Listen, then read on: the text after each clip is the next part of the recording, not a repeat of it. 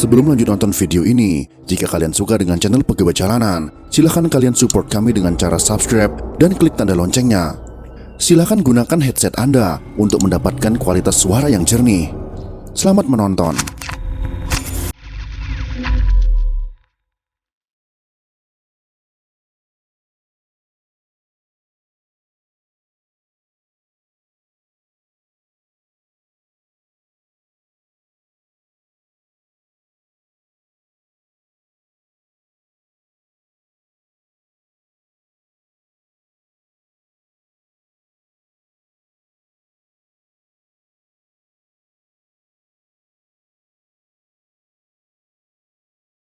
Membahas tokoh-tokoh kerajaan di masa lampau, rasanya kita akan terbawa ke masa di mana banyak raja-raja sakti mandraguna yang berkuasa.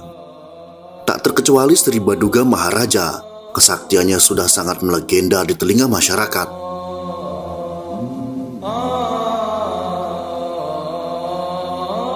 Terlepas dari benar atau tidaknya kisah tersebut, tapi nyatanya tidak sedikit masyarakat yang percaya Sri Baduga Maharaja lebih dikenal dengan julukan Prabu Siliwangi saat ia menjadi raja dari Pakuan Pajajaran. Julukan tersebut berasal dari tokoh Prabu Wangi atau Prabu Linggabuana, raja Sunda yang gugur dalam Perang Bubat. Siliwangi sendiri berasal dari kata silih yang artinya pengganti, dan Wawangi yang berarti pengganti Prabu Wangi.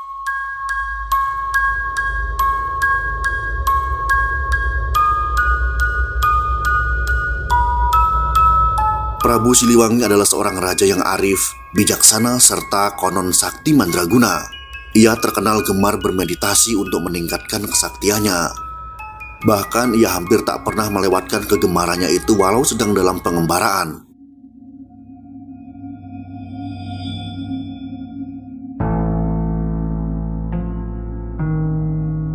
Dalam sebuah kisah, diceritakan Sri Baduga hendak melepas penat saat mengembara di Curug Sawer, Majalengka.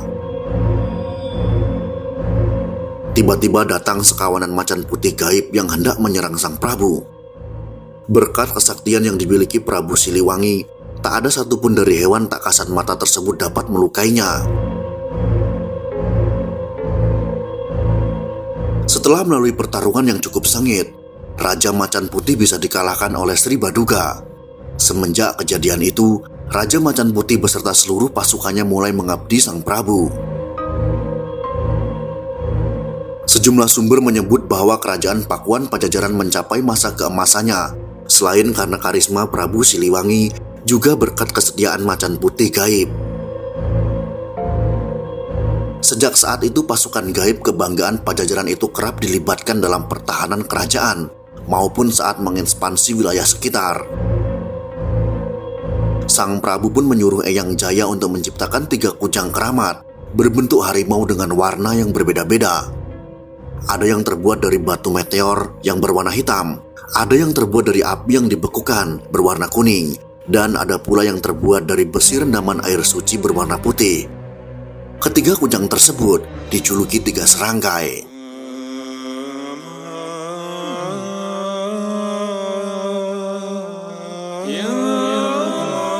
Berdasarkan legenda, Prabu Siliwangi juga mewarisi kesaktian yang ia miliki kepada anaknya, yaitu Raden Kian Santang.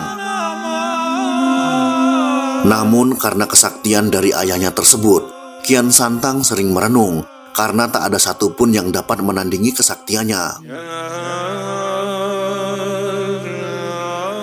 Alkisah seorang kakek yang ditemui Kian Santang memberitahu bahwa di Mekah ada seorang bernama Sayyidina Ali yang dapat menandingi kesaktiannya.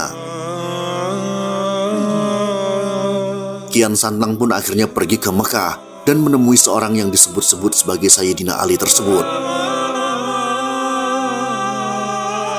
Setelah menyaksikan kesaktian dari Sayyidina Ali, Kian Santang pun merasa takjub dan memutuskan untuk mengucapkan 2 kalimat syahadat. Sepulangnya dari Mekah, Kian Santang pun menceritakan pengalamannya dan mengajak ayahnya untuk masuk ke dalam agama Islam.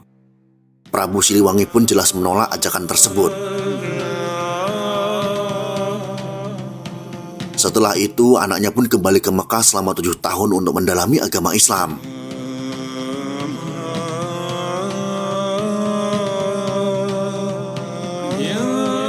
Tujuh tahun berlalu, Kian Santang mendapatkan amanat untuk menyebarkan agama Islam dan kembali mengajak ayahnya untuk mengucapkan kalimat syahadat. Prabu Siliwangi pun memutuskan untuk melarikan diri dan mengubah istana Pajajaran menjadi hutan belantara. Kian Santang pun mengejar sang Prabu bersama pengikutnya sampai ke hutan Sancang dan terjadilah pertempuran antara keduanya.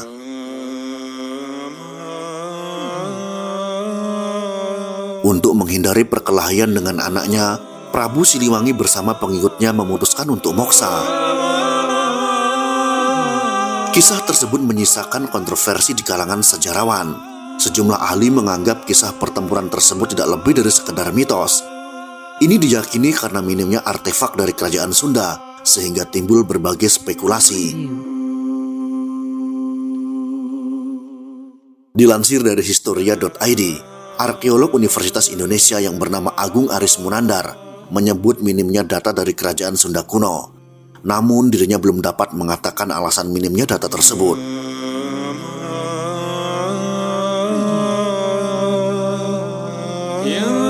Legenda Prabu Siliwangi memang sudah tersohor di Siantero tanah air.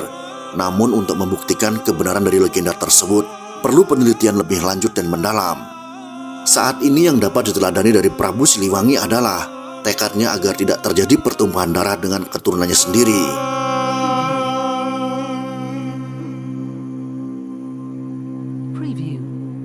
Itulah sekelumit kisah tentang misteri kesaktian Prabu Siliwangi yang melegenda. Semoga kisah ini bisa menginspirasi kita semua.